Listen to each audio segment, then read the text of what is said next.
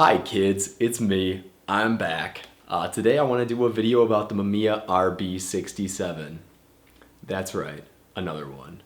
So I initially made my video about this camera, I want to say like 8 months ago. And at that point I'd had this RB for about 3 months, I want to say.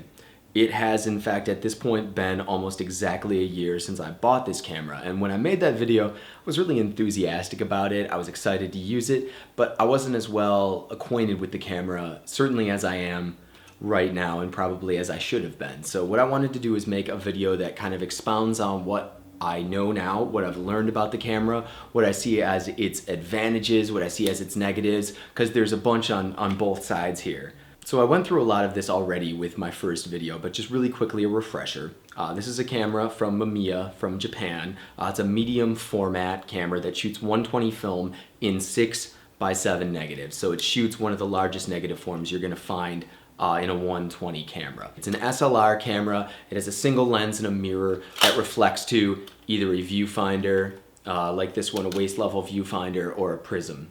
So like a lot of other medium format cameras from this time, this camera is entirely modular. This is comprised of 4 different parts here. You have the camera itself, the viewfinder, the back, and the lens. Of course, lenses are interchangeable like any other camera or most other cameras.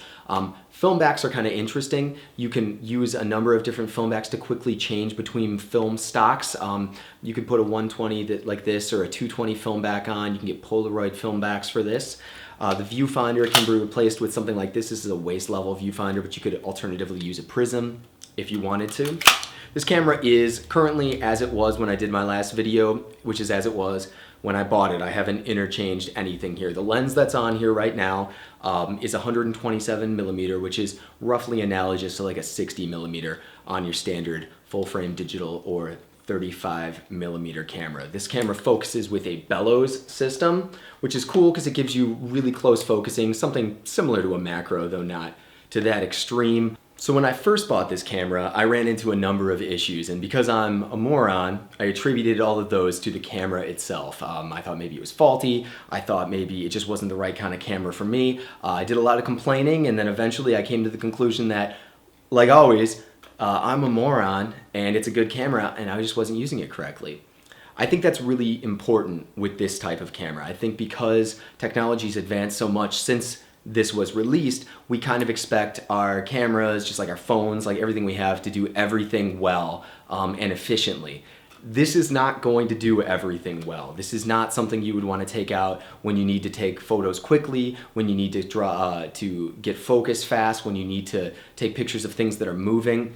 This is not going to be ideal for that. So when I first brought it out and took a lot of photos, I found that much of what I was doing was back focused. I thought perhaps there was a problem with the focusing, maybe the mirror was in the wrong position. As it turns out, it's just because I didn't take enough time. Often what you'll find with this is when the subject is off in the distance and it's close to infinity focus, it can be very tempting to take this guy, throw it to infinity, and click the picture. The problem is, even if that looks all right here, when you get that big negative back and that big image when it's scanned or printed, you're going to see that. You're going to see that the subject's out of focus compared to the background. So really the only solution I found is to use the magnifier and really take your time. Beyond that, with this guy, use a tripod.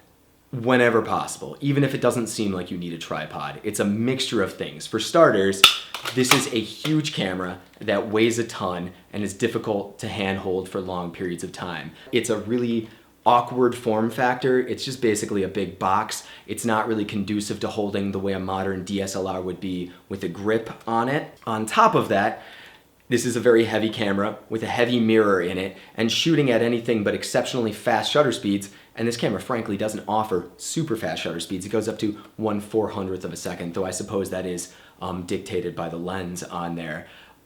You're gonna get some vibration and you're gonna lose some sharpness. It's very difficult to avoid that. One of the things I found is it's really tempting to treat this lens, or a 90mm lens, like a normal lens because that's the kind of images you're gonna get out of it. But it's not going to function that way physically because this is 127 millimeters. So when it comes to things like vibrations and trying to get the image sharp, that length is going to play into it. So you really need a strong tripod. You need a lot of patience. If you're photographing people, you need to let them know this isn't like a digital camera. This isn't like an iPhone. It's going to take some patience and some time. You're going to need to hold still.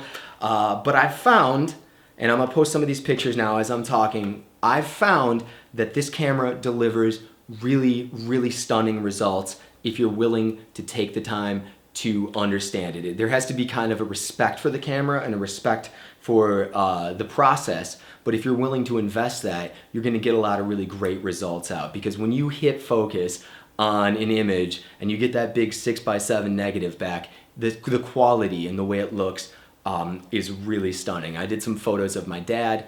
He wasn't super pleased with the way he looked that day, but we took some photos just at his house with one window and a reflector. And on the T-Max 400, I think they look just stunning. They're really great. I did some photos that I had forgotten about until I took them into the lab and developed them down by the Buffalo waterfront of some of the old industrial stuff. And the quality, when you nail that focus, the quality is incredible. You can zoom it down to, 4 times magnification and look at it, and it looks like a 35mm photograph, only you can pull back to this enormous image. So you can do a lot of stuff with this. You're gonna get really, really high quality images. You just have to understand what you're getting into. I would not recommend it for wedding photography. I wouldn't recommend it for any sort of portrait photography where people are in a hurry. I did use this briefly at a wedding in between the ceremony. We had a moment to do some portraits of just the bride and groom, and I took a roll of Portrait 400 on this, and they turned out really nice. I did some maternity photos using this camera. I just did some engagement photos last weekend using this camera.